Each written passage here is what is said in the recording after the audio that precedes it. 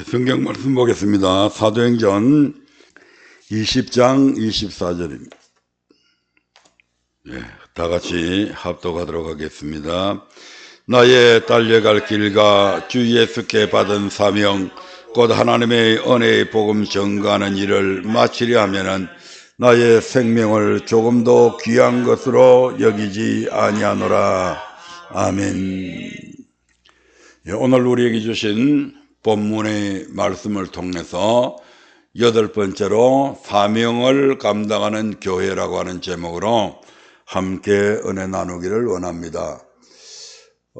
지난 이 제목을 통해서 맨 첫 번째로 사명을 감당하는 교회가 되기 위해서는 복음을 전가하는 교회가 되어야 한다. 그 다음에 사명을 감당하는 교회가 되기 위해서는 예배에 성공하는 교회가 되어야 한다고 말씀을 드렸습니다. 오늘 세 번째 사명을 감당하는 교회가 되기 위해서는 서로 사랑하는 교회가 되어야 한다라는 말씀을 중심으로 함께 은혜를 나누도록 하겠습니다.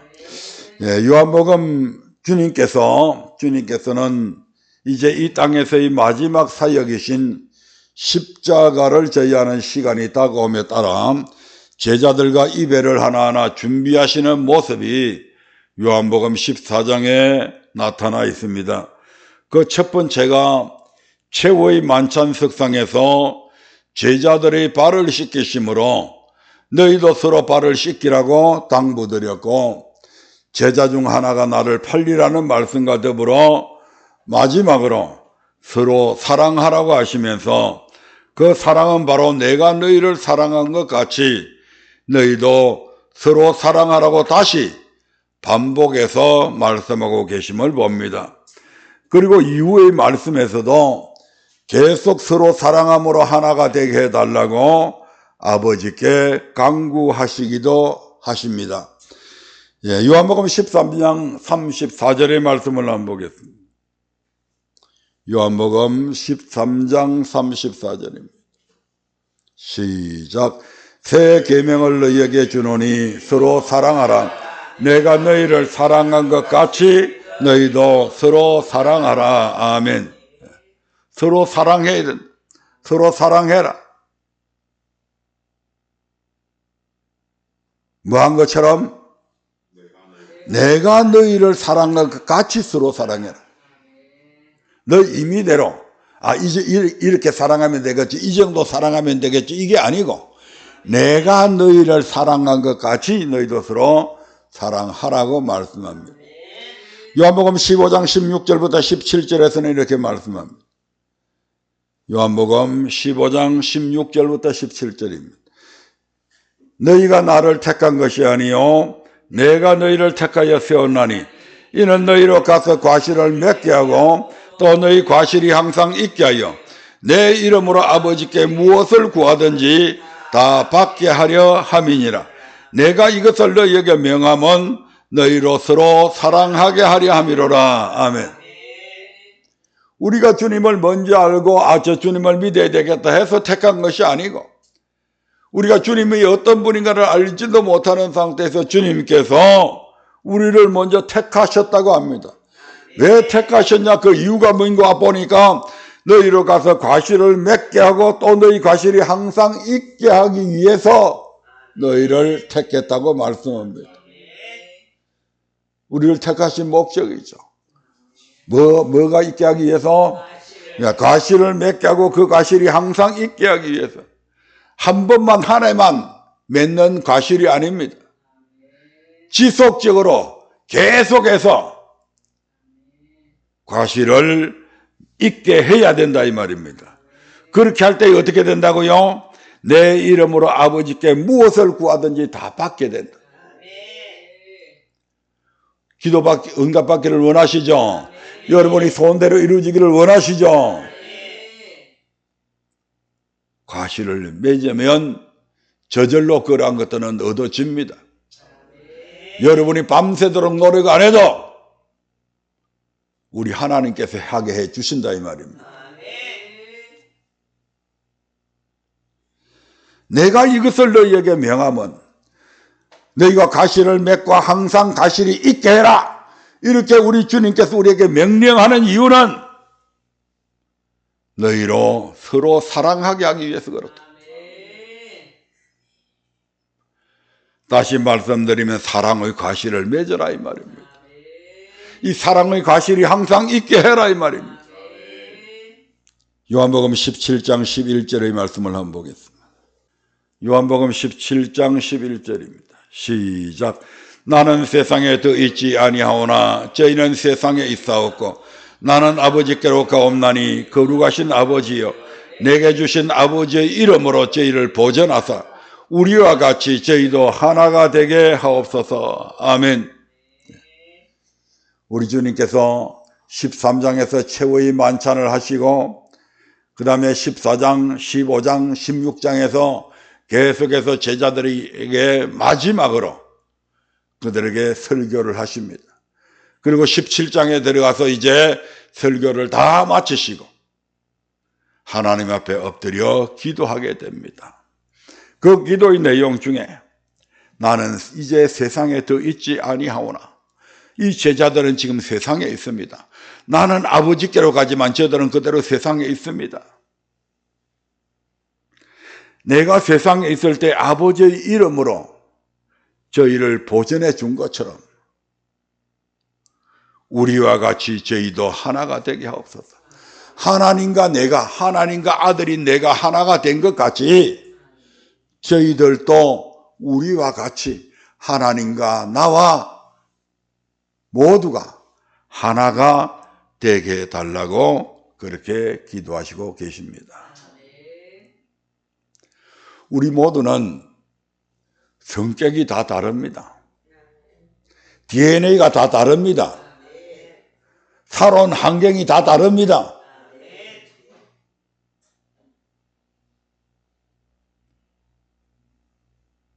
재능도 다 다릅니다. 교회 안에는 다양한 사람들이, 참으로 다양한 사람들이 있습니다. 부자도 있지만 가난뱅이도 있습니다. 박사도 있지만 무학자도 있다 이 말입니다. 권세가 있는 자들이 있지만 비루한 자들도 있습니다. 그들 모두를 하나 되게 할 수 있는 방법, 그들 모두를 하나 되게 할 수 있는 방법이 뭘까요? 주님은 바로 우리에게 사랑이라고 가르치고 있습니다. 사랑해야 하나가 되는 겁니다. 부자와 가난뱅이가 하나 될 수 있는 것은 사랑하면 그렇게 됩니다. 우리가 사도행전의 역사 속에서 보잖아요. 밭을 가지고 있고 큰 재산을 소유하고 있는 사람들이 사랑하니까 어떻게 합니까? 자신의 소유를 다 팔아서 내어놓잖아요. 가난한 사람들하고 함께 그 재산을 자기의 재산이라 생각 안 하고 공유하더라 이 말입니다.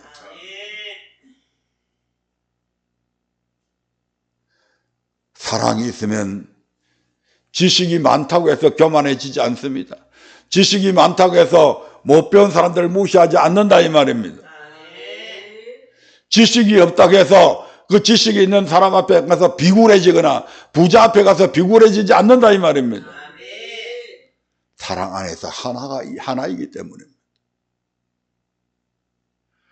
사랑 안에서 모든 것이 그 안에 다 사랑은 그 모든 것들을 녹여낸다 이 말입니다. 부한 것도 가난한 것도 지식이 있는 것도 없는 것도 권세가 있는 것도 없는 모든 사람들을 한꺼번에 녹여내려서 하나가 되게 할 수 있는 것, 그건 사랑밖에 없다 이 말씀. 그래서 주님은 이 지상에서 마지막으로 제자들에게 내가 너희를 사랑한 것 같이 너희도 서로 사랑해라.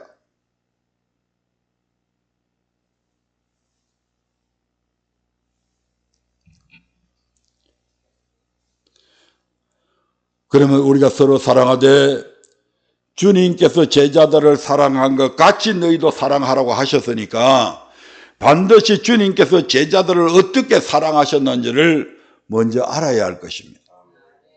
어떻게 사랑하셨을까요? 제자들을 향한 주님의 사랑은 어떤 사랑이었을까요? 첫 번째로 섬김의 사랑이었습니다. 무슨 사랑요? 섬김의 사랑. 섬김에 있어서 섬김 받을 대상이 누굽니까? 하나님입니까? 우리입니까? 아버지입니까? 아들입니까? 선생입니까? 제자입니까? 이분들 목소리가 점점 작아들어. 마땅히 하나님은 자신의 창조물들로부터 섬김을 받으셔야 되고, 부모는 자녀들에게 섬김 받아야 되고, 선생님은 제자들에게 섬김 받는 것이 이게 순리고 마땅한 도리다 이 말입니다. 그런데 주님이 제자들을 사랑함에 있어서 그 사랑의 첫 번째가 뭐냐면 섬김의 사랑입니다. 마가복음 10장 45절의 말씀을 한번 보겠습니다. 마가복음 10장 45절입니다. 시작. 인자에 온 것은 섬김을 받으려 함이 아니라 도리어 섬기려 하고 자기 목숨을 많은 사람의 대속물로 주려 함이니라. 주님이 이 땅에 오신 목적 중에 하나가 섬김 받기 위해서가 아니라 도리어 섬기려 하고, 어느 정도? 자기 목숨을 많은 사람의 대속물로 주기까지 섬겼다 이 말입니다.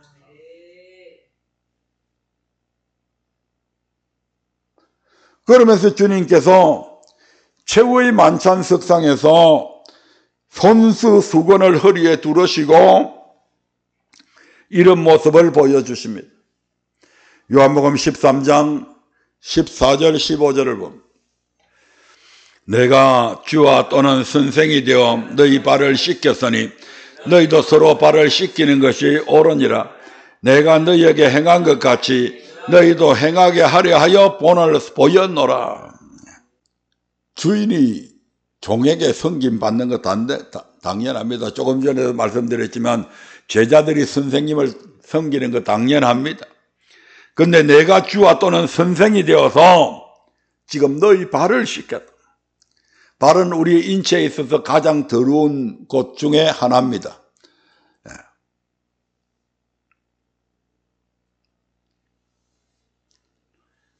너희도 서로 발을 씻기는 것이 옳으니라.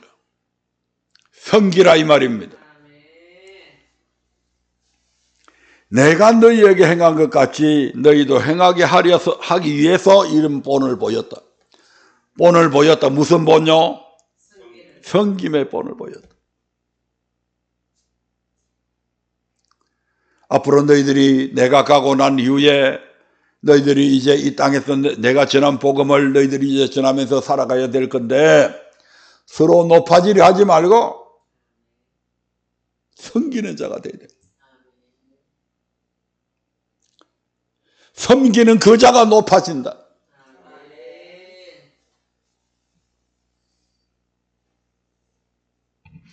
이러한 섬김의 사랑을 위해서는 비판하거나 정죄하거나 비방하거나 함부로 판단해서는 안 됩니다. 그러한 것들은 우리를 하나 되게 하는 것이 아니라 반목하게 만들고 갈라치게 하는 행위에 불과합니다. 그래서 주님은 마태복음 7장 1절 2절에서 이렇게 말씀합니다. 마태복음 7장 1절 2절입니다. 시작. 비판을 받지 아니하거든 비판하지 말라.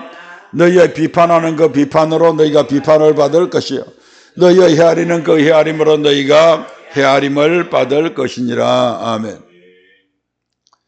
조금 전에 인자에 온 것은 섬김을 받으려 함이 아니라 오히려 도리어 섬기려 하기 위함이라고 주님께서 말씀을 하셨습니다. 그런데 이 말씀을 하시기 전의 상황이 어떤 상황이 벌어졌느냐 하면 제자들 간의 자리 다툼으로 서로 비판하는 그러한 일들이 벌어지게 됩니다. 제자들이 이제 예루살렘으로 올라갔는데 그곳에서 어떤 일이 벌어졌냐면 요한과 세베대의 어머니가 예수님께 찾아와 가지고 인사청탁을 하는 장면이 나옵니다. 오늘날로 하면 인사청탁이죠. 예수님, 왜 예수님이 이제 예루살렘에 올라가면 왕이 될 줄로 다 알았으니까 예수님 저 예루살렘에 올라가면요 제 두 아들 요한과 세베대를 예수님의 좌편 우편에 앉혀주십시오. 이렇게 부탁을 합니다. 그 외에 다른 말씀들이 많이 있지만 그 소리를 이제 다른 제자들이 그런 얘기를 하는 것을 엿들었단 말씀이에요. 뭐 엿들었다기보다는 그 소리가 자기들이 귀에 들려온 거죠. 그 소리를 듣자마자 무슨 소리 하는 거야 자식아. 네가 무슨 나이도 어린 놈이 네가 네 행적끼리 영의정 자의정 다 해먹고 우리는 그럼 뭐하냐. 우리는 헛수합이냐. 우리가 네만큼 모자라는 게 뭐냐. 네만 예수님 따라다녔냐. 우리도 3년 동안 밤낮으로 예수님 따라다니고 충성했잖냐. 별별 얘기들이 다 나오는 겁니다. 자리 다툼이 벌어지는 것이죠. 이런 모습들은 오늘 교회 안에 너무나 많이 있습니다. 각 교단 그 안에서 총회장 자리 하나를 놓고 노회장 자리 하나를 놓고 얼마나 치열한 암투들이 벌어지는지 모릅니다. 모함하기도 하고 뭐 국회의원들만 뭐 한 표 찍어달라고 돈 주는 게 아니고요. 얼마나 많은 뇌물이 오고 가는지 모른다 이 말이에요. 뭐 하려고? 그 자리 하나 얻으려고. 이 제자들에게도 그러한 모습들이 있었던 것 같습니다. 이렇게 되면 하나 될 수 있겠어요? 없습니다. 그래서 예수님께서 뭐라고 말씀하셨어요? 그 다음에 하신 말씀이 인자가 온 것은 내가 온 것은 섬김을 받기 위해서 온 것이 아니라 도리어 섬기려 하고 어느 정도까지 내 생명을 모든 사람들의 대속물로 주기 위해서 나는 왔다. 그래서 너희들 중에 높아지기를 원하는 자가 있느냐? 그는 낮은 자가 먼저 되어야 된다. 너희 중에 섬김 받기를 원하는 자들이 있느냐? 그는 먼저 섬기는 자가 되어야 할 것이다. 이렇게 주님은 가르치고 계시는 것입니다. 그리고 최후의 만찬 석산에서 주님은 그 섬김의 본을 보이시기 위해서 그리고 너희들도 앞으로 이렇게 섬겨야 된다고 하는 것을 가르치시기 위해서 당신께서 손수 수건을 두르시고 대야에 물을 받아서 제자들 한 명 한 명의 발을 씻겨드리는 사건이 바로 이 사건입니다. 섬김의 사랑입니다.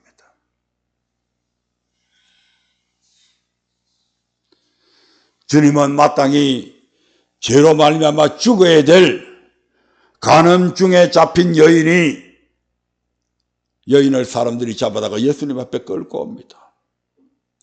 그런데 끌고 온 그 사람들의 손에는 예수님께서 이미 말씀도 안 했는데 그들의 손에는 이미 돌멩이들이 하나씩 다 들려 있는 겁니다. 뭐 하려고? 그 여자를 향해서 돌을 던지려고.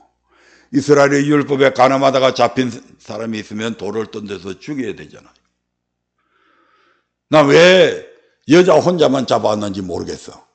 분명히 상대방이 있을 텐데. 그래서 이 간음 중에 잡힌 여인을 끌고 와가지고 전부 다 돌을 들고 치료하고 있습니다. 예수님께서 너희 중에 돌 없는 자가 이 여자에게 돌을 죄 없는 자가 이 여자에게 돌을 던지라고 했을 때 그들은 다 슬그머니 돌을 그 자리에 내려놓고 하나도 없이 다 사라져버립니다. 그리고 예수님께서는 뭐라고 말씀하셔요? 나도 너를 정죄하지 아니하노니 가서 다시는 죄를 범치 말라. 아멘. 저와 여러분들은 다 사람입니다. 허물이 없는 인생은 아무도 없습니다. 약점을 갖고 있고요. 실수를 할 수도 있고요. 본의 아니게 거짓말을 할 수도 있고요. 본의 아니게 다른 사람에게 손해를 끼칠 때도 있습니다.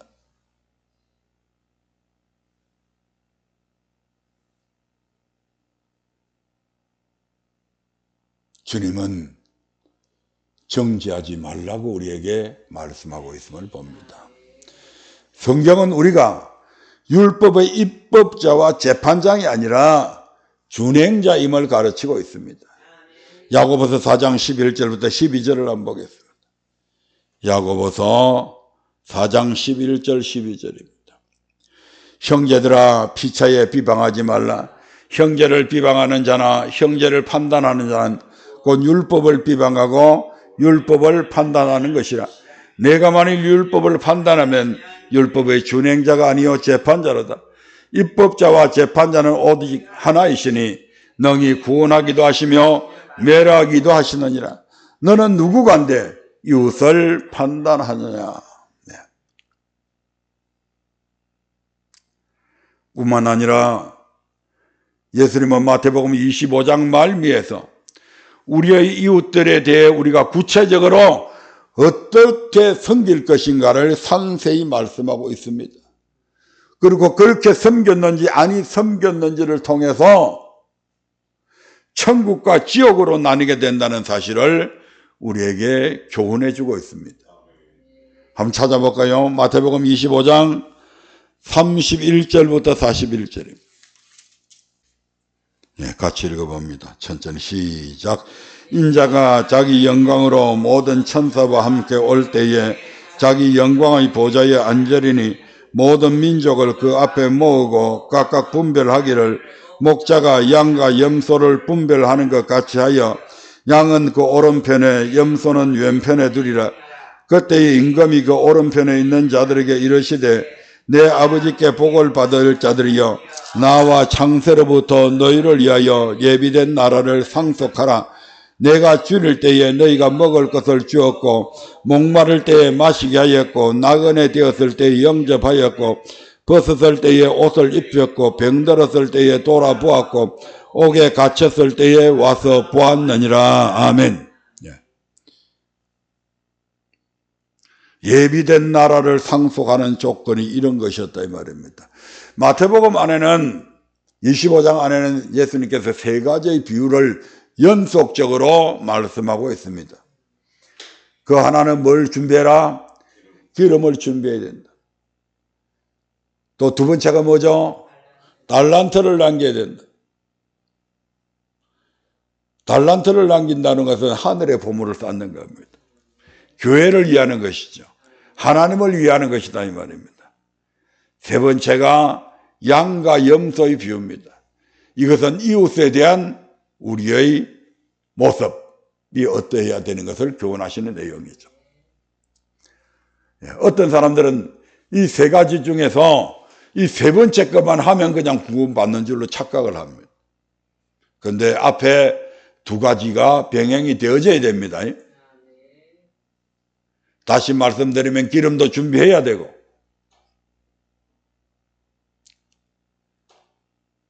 그 다음에 달란트도 남겨야 된다 이 말입니다. 기름을 준비하지 않고 달란트 남길 수 있을까요? 못 남겨. 성령의 역사 없이는 안 돼. 아까워서. 아멘. 기름이 준비되어져 있어야, 성령으로 충만되어져 있어야 자기의 재물을 자기 것이라 생각하지 아니하고 하나님 앞에 하나님이 쓰시고자 할 때 기꺼이 나귀 새끼의 주인처럼 기꺼이 내어드릴 수 있단 말씀이에요. 기름이 준비가 되어져 있어야 이웃들에 대해서 이런 선행을 행할 수 있다 이 말입니다. 내가 줄일 때에 너희가 먹을 것을 주었고 목마를 때에 마시게 하였고 나그네 되었을 영접하였고 벗었을 때에 옷을 입혔고 병들었을 때에 돌아보고 옥에 갇혔을 때에 와서 보았느니라. 우리가 사랑함에 있어서 두 가지로 성경은 얘기하잖아요. 첫째는 뭐다? 하나님을 다 사랑하는데 하나님을 사랑할 때는 어떻게 살아가야 된다? 마음을 다하고 목숨을 다하고 힘을 다하고 뜻, 의지를 다해서 사랑해야 된다. 다시 말씀드리면 하나님을 사랑함에 있어서는 최선을 다해서 해야 된다. 두 번째는 내 이웃을 사랑해야 되는데 어떻게 사랑해야 된다? 내 몸을 사랑하는 것 같이 사랑해야 된다. 내 몸을 아끼듯이 병들었을 때에 돌아봐 줘라 이 말입니다. 내 몸을 아껴 쓰던 내가 목마를 때에 마실 물을 그렇게 애타게 찾았던 것처럼 그런 자들에게 마실 것을 줘라 이 말입니다. 요즘에는 하도 잠잘 곳들이 많아가지고 돈만 있으면 어디에 가서든지 최고의 우리 집보다도 더 좋은 그런 호텔에서도 잘 수 있기도 합니다만은 옛날에는 그렇지 않았죠. 그래서 나그네들이 가면 늘 묵을 숙소가 부족해갖고 막 한꺼번에 여러 사람들이 같이 자기도 하고 이런 모습들이었잖아요.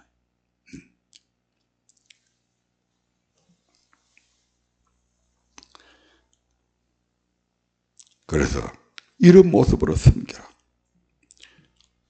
근데 왼편에 있는 자들에게는 뭐라고 저주하십니까? 41절부터 한번 볼까요?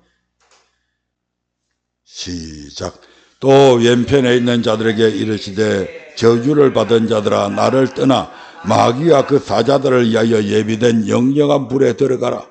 내가 줄일 때에 너희가 먹을 것을 주지 아니하였고 목마를 때에 마시게 하지 아니하였고 나그네 되었을 때에 영접하지 아니하였고 벗었을 때에 옷 입히지 아니하였고 병들었을 때와 옥에 갇혔을 때에 돌아보지 아니하였느니라. 이게 그들의 운명을 좌우하게 됩니다. 아멘.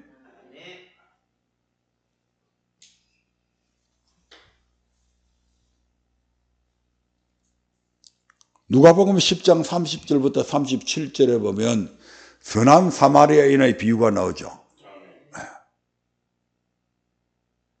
강도 만난 자의 이웃. 그 이웃을 강도 만난 자를 돌아본 사람이 그 이웃이 되는데 강도 만난 자를 돌아본 사람은 놀라웠게도 제사장도 아니고 레위인도 아니고 바로 선한 사마리아인이었다. 그들이 멸시하고 그들이 혼혈족이라고 놀리고 조롱하고 비웃고 멸시했던 그가 바로 강도 만난 자의 이웃이 되었다. 이런 섬김의 모습들이 저와 여러분들에게 있어야 된다 이 말입니다. 부한 자들을 섬기는 것이 아니고 우리 주변에 가난하고 소외되고 줄이고 목마르고 나그네 되고 헐벗고 병든 옥에 갇힌 그러한 이웃들을 그들이 바로 우리의 섬김의 대상입니다. 아멘. 그래서 우리 모두 섬김으로 하나 되는 언약교회를 만들어 갈 뿐만 아니라 예비된 천국을 상속하는 저와 여러분이 되기를 주의 이름으로 축원합니다. 두 번째로 제자들을 향한 주님의 사랑은 바로 용서의 사랑이었습니다. 어떤 사랑요? 용서의 사랑입니다. 마태복음 26장 31절부터 35절에 보면 이런 말씀이 있습니다. 예수님께서 마지막으로 제자들에게 요한복음에서는 13장이죠. 그런데 마태복음 26장에서는 26장에서 요한복음 13장과 같은 말씀들이 나옵니다. 같이 읽어볼까요? 때에 예수께서 제자들에게 이르시되 오늘 밤에 너희가 다 나를 버리리라. 기록된 바 내가 목자를 치리니 양의 떼가 흩어지리라 하였느니라. 그러나 내가 살아난 후에 너희보다 먼저 갈릴리로 가리라. 베드로가 대답하여 가로되 다 주를 버릴지라도 나는 언제든지 버리지 않겠나이다. 예수께서 가라사대 내가 진실로 너희에게 이르노니 오늘 밤 닭 울기 전에 네가 3번 나를 부인하리라. 베드로가 가로되 내가 주와 함께 죽을지언정 주를 부인하지 않겠나이다 하고 모든 제자도 이와 같이 말하니라. 마가의 다락방에서 최후의 만찬을 하시면서 주님께서 제자들에게 이제 여러 가지 비밀한 얘기들을 그들에게 다 해줍니다. 오늘 밤에 너희가 다 나를 버릴 것이다. 오늘 밤에 이 만찬이 저녁 식사가 끝나고 나면 예수님께서는 겟세마네 동산에 올라가서 기도하시게 되고, 그리고 그들을 사람들은 잡으러 오게 될 것입니다. 오늘 밤에 너희가 다 나를 버릴 것이다. 그때에 베드로가 뭐라고 얘기합니까? 다 주를 버릴지라도 나는 언제든지 버리지 않을 것입니다. 주님을 위해 내 목숨을 바칠 것입니다. 이렇게 큰 소리치고 장담했지만 예수님께서는 뭐라고 말씀하십니까? 베드로야, 오늘 밤 닭 울기 전에 네가 3번 나를 부인할 것이다. 그러니까 베드로가 무슨 말씀을 하십니까? 주님, 나를 모릅니까? 내가 얼마나 충성스럽게 주님을 따라다녔는지 아직도 저를 모르십니까? 아직도 저를 못 믿겠습니까? 그러면서 내가 주와 함께 죽을지언정 절대로 저는 주를 부인하지 않겠습니다. 그러니까 옆에 있던 다른 제자들도 이구동성으로 주님, 우리가 3년 동안 주님을 얼마나 지극정성으로 따라다녔는데요. 우리가 주님을 부인한다니요. 우리가 주님을 버린다니요. 그게 도대체 말이나 되는 말씀입니까? 그게 어떻게 있을 수 없는 얘기입니까? 별별 얘기들이 다 나왔을 것입니다. 그런데 마태복음 26장 56절에 보면 이런 말씀이 있습니다. 마태복음 26장 56절입니다. 시작. 그러나 이렇게 된 것은 다 선지자들의 글을 이루려 함이니라 하시더라. 이에 제자들이 다 예수를 버리고 도망하니라. 겟세마네 동산에서 예수님께서 3번이나 하나님 앞에 기도합니다. 할 수만 있으면 이 잔을 내게서 이 잔 마시지 않게 해주십시오. 이 십자가 지지 않게 해주십시오. 이렇게 기도했단 말씀입니다. 그런데 그렇게 기도해도 아무 응답도 없고 마음이 깨운치 않아요. 1시간 내내 그걸 가지고 그 문제를 놓고 두고 주님 앞, 아버지 하나님 앞에 기도하다가 씨름하다가 예수님도 지쳐서 일어나서 제자들 앞에 오니까 제자들이 굴굴 잠이 들어있는 겁니다. 깨어있어 기도해라. 시험에 들지 않게 기도해라. 1시간 동안도 나를 위해서 기도해 줄 수 없었냐? 그렇게 말씀하시고 또 가서 엎드려 기도합니다. 그리고 아무런 응답이 없습니다. 다시 제자들에게 오니까 제자들이 또 고온히 잠들어 있습니다. 그리고 3번째 나가서 하나님 앞에 간절히 기도합니다. 아버지요, 내 뜻대로 하지 마십시오. 내가 이렇게 기도한다고 해서 내 뜻대로 소원이 이루어지지 않게 하옵소서. 아버지의 뜻대로 이루시옵소서. 그렇게 기도하니까 하나님께서 천사들을 보내서 예수님의 힘을 돋워줍니다. 그래서 예수님께서 땀방울을 흘리는데 마치 핏방울이 두두두두두 흘러내리는 것처럼 예수님의 얼굴에서 진한 땀이 흘러나오게 되는 겁니다. 그리고 예수님은 마침내 힘을 얻고, 이제는 내가 그 어떤 십자가의 고난도 내가 질 수 있다고는 그런 담대한 마음이 생겨지게 되고, 그리고 제자들 앞에 와서 야, 일어나라, 이제 가자. 그 가자고 하는 것이 어디로 가자는 얘기입니까? 주님은 죽음의 길로 가는 겁니다. 그때 유다의 인솔라에서 예수님을 팔아버린 유다의 인솔라에서 횃불을 들고 많은 사람들이 막 금과 몽치를 들고 예수님을 두드려 잡겠다고 오고 있습니다. 그때 예수님께서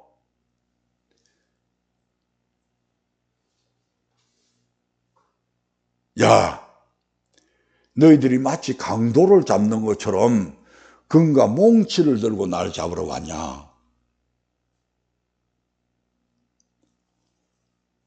내가 성전에서 그렇게 너희들 앞에서 말씀을 전하고 할 때 그때 왜 안 잡아갔냐?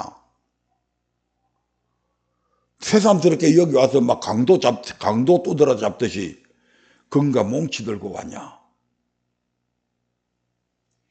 그러면서 예수님께서 순순히 자기 스스로 그 체포에 응하게 됩니다. 제자들의 입장에서는 황당한 거죠. 예수님께서 무슨 좀 반항을 하면 좋을 텐데. 어디 날 잡으러 와? 좀 이재명이 같이 막 이렇게 좀, 이 자식들이 내가 누군 줄 알고 날 잡으러 와. 내가 너들한테 뭔 잘못한 게 있어? 이렇게 따지지도 않고. 베드로가 겁을 빼가지고, 말고 이 길을 칼로 내리쳐서 베어버리니까 오히려 그 길을 주워다가 붙여주시면서 베드로 보고 검을 사용하는 자는 검으로 망한다. 그 검 칼집에 꽂아라. 너는 내가 지금이라도 하늘에 12영 더 되는 천군대를 동원해서 이 사람들을 물리칠 그런 능력이 없는 줄 아냐? 그런 능력을 갖고 계신 분이 물리치면 될 텐데 그게 아니고 도리어 저들의 체포에 순순히 응해버립니다. 이 모습을 보고 제자들이 아따 이제는 틀렸다. 이제 더 같이 있다가는 우리까지 다 죽게 된다 해가지고 혼비백산 해가지고 다 도망가 버립니다. 이런 제자들을 주님은 포기하지 아니하시고 다시 찾으시고 그리고 그들을 용서해 주시고 품어 주십니다. 요한복음 21장 1절부터 4절의 말씀을 한번 보겠습니다. 요한복음 21장 1절부터 4절입니다. 그 후에 예수께서 디베라 바다에서 또 제자들에게 자기를 나타내셨으니 나타내신 일이 이러하니라. 시몬 베드로와 디모데라는 도마와 갈릴리 사람 나다나엘과 세베대의 아들들과 또 다른 제자 둘이 함께 있더니 시몬 베드로가 나는 물고기 잡으러 가노라 하매 저희가 우리도 함께 가겠다 하고 나가서 배에 올랐으나 이 밤에 아무것도 잡지 못하였더니 날이 새어갈 때에 예수께서 바닷가에 서셨으나 제자들이 예수신 줄 알지 못하는지라. 디베라 바닷가에서 자신을 3번이나 모인다고 부인했던 베드로, 그리고 죽을지언정 주를 부인하지 않겠다고 장담했으나 끝내 배신했던 제자들을 몸소 찾아서 주님께서 조반을 만들어 놓고 기다리고 있습니다. 그리고 그들의 우두머리였던 베드로에게 네가 나를 사랑하느냐고 물으시며 내 양을 먹이라고 하시며 다시 사명을 일깨워 주셨던 주님은 진정 용서의 사랑으로 저들을 품어주셨습니다. 일찍이 주님은 제자들에게 용서의 교훈을 하신 적이 있습니다. 마태복음 18장 21절부터 22절을 한번 보겠습니다. 마태복음 18장 21절 22절입니다. 시작. 그때에 베드로가 나와 가로되 주여 형제가 내게 죄를 범하면 몇 번이나 용서하여 주리이까? 7번까지 하오리까? 예수께서 가라사대 내게 이르노니 7번뿐 아니라 70번씩 7번이라도 할지니라. 왜 70번씩 7번이라도 용서해 줘야 되는가? 그 이유를 주님께서는 연이어서 23절부터 35절에 이르기까지 1만 달란트 비유를 통해서 말씀해 주고 계십니다.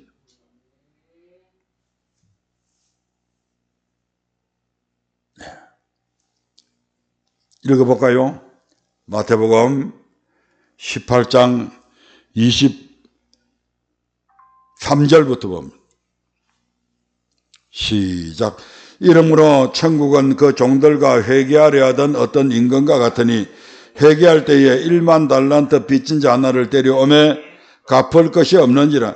주인이 명하여 그 몸과 처와 자식들과 모든 소유를 다 팔아 갖게 하라 한데 그 종이 엎드려 절하며 가로되 내게 참으소서 내가 다 갚으리이다 하거늘 그 종의 주인이 불쌍히 여겨 놓아 보내며 그 빚을 탕감하여 주었더니 그 종이 나가서 제게 100데나리온 빚진 동간 하나를 만나 붙들어 목을 잡고 가로되 빚을 갚으라 하며 그 동간이 엎드려 간구하여 가로되 나를 참아 주소서 갚으리이다 하되 허락하지 아니하고 이에 가서 제가 빚을 갚도록 옥에 가두거늘 그 동관들이 그것을 보고 심히 민망하여 주인에게 가서 그 일을 다 고하니 이에 주인이 저를 부르다가 말하되 악한 종아 네가 빌기에 내가 네 빚을 전부 탕감하여 주었거늘 내가 너를 불쌍히 여긴과 같이 너도 내 동관을 불쌍히 여김이 마땅치 아니하냐고 주인이 노하여 그 빚을 다 갚도록 저를 옥졸들에게 붙이니라.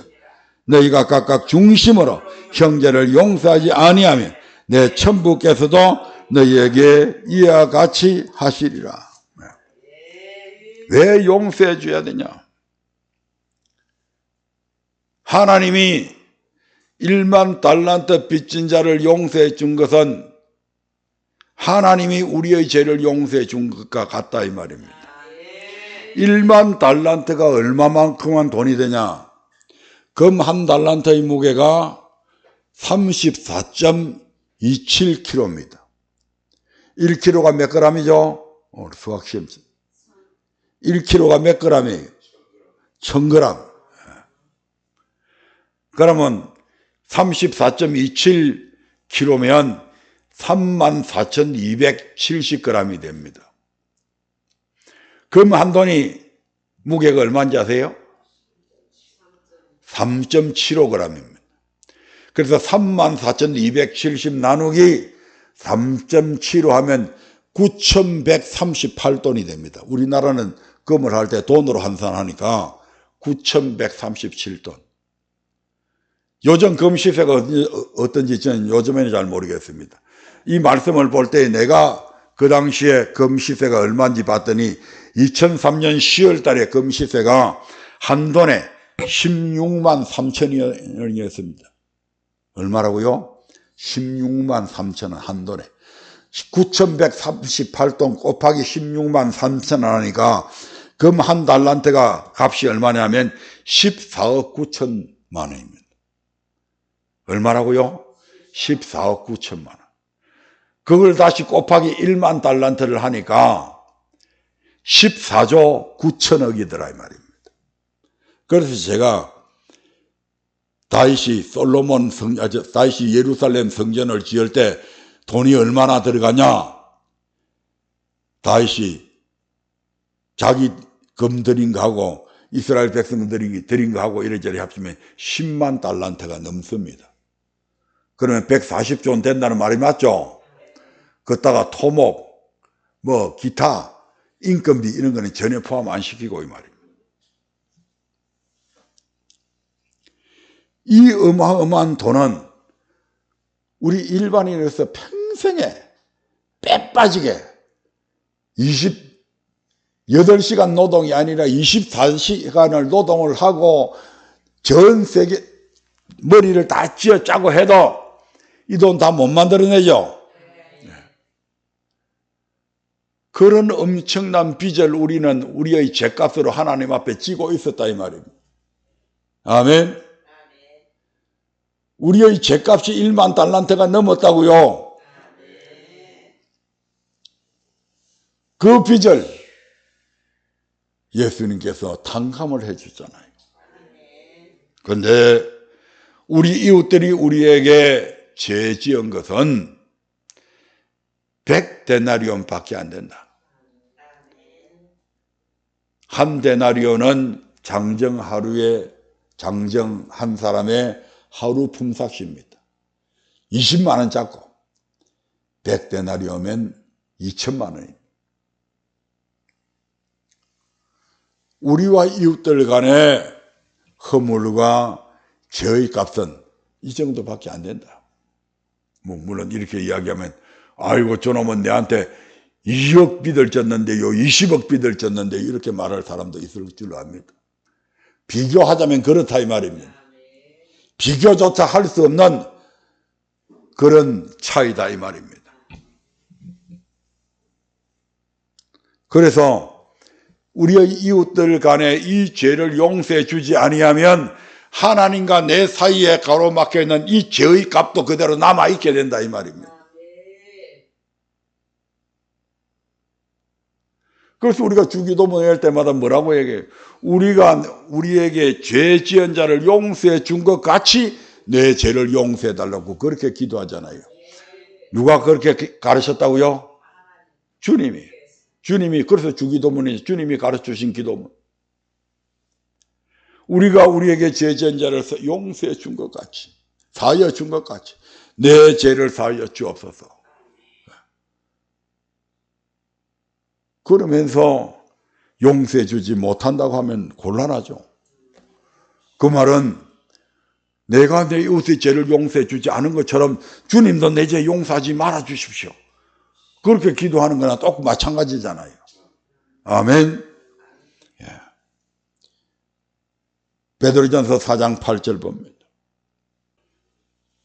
무엇보다도 열심으로 서로 사랑할지니 사랑은 헛한 죄를 덮느니라. 네. 사랑함을 통해서, 용서의 사랑을 통해서 우리의 1만 달란트의 죄값도 없어지게 되고 이웃 간의 허물도 없어지는 그러한 축복이 우리에게 있기를 원합니다. 에베소서 4장 32절에 사도 바울도 이렇게 기록하고 있습니다. 에베소서 4장 32절입니다. 시작. 서로 인자하게 하며 불쌍히 여기며 서로 용서하기를 하나님이 그리스도 안에서 너희를 용서하신과 같이 하라. 하나님이 그리스도 안에서 너희를 용서하신 같이. 그리스도 안에서 우리를 용서해 주는 그 사랑은, 그 용서는 어떤 것까지도 다 포함됩니까? 살인한 것까지도 다 포함되잖아요. 아멘. 골로새서 3장 13절에도 같은 말씀이 있습니다. 골로새서 3장 13절입니다. 시작. 누가 네게 혐의가 있거든 서로 용납하여 피차 용서하되 주께서 너희를 용서하신 것과 같이 너희도 그리하고. 아멘. 우리의 기준이 아닙니다. 주님의 기준이다 이 말입니다. 주님의 용서의 기준이 우리의 기준이 되어야 된다 이렇게 지금 말씀하고 있는 거잖아요. 내 눈에 흙이 들어가기까지는 절대로 저놈 용서 못해. 그런 말들은 우리의 입에서 우리의 마음속으로도 다 사라져야 될 줄 압니다. 주님이 그렇게 우리를 사랑해 준 게 아니잖아요. 주님이 우리를 그렇게 용서해 준 게 아니잖아요. 내 눈에 흙이 들어가기 전에는 그렇게 말씀하신 것이 없잖아요.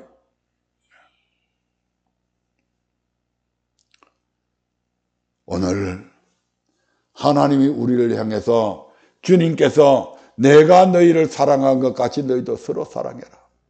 그 주님이 제자들을 어떻게 사랑했는가 보니까 성김의 사랑으로 사랑했더라. 용서의 사랑으로 사랑했더라 이 말입니다.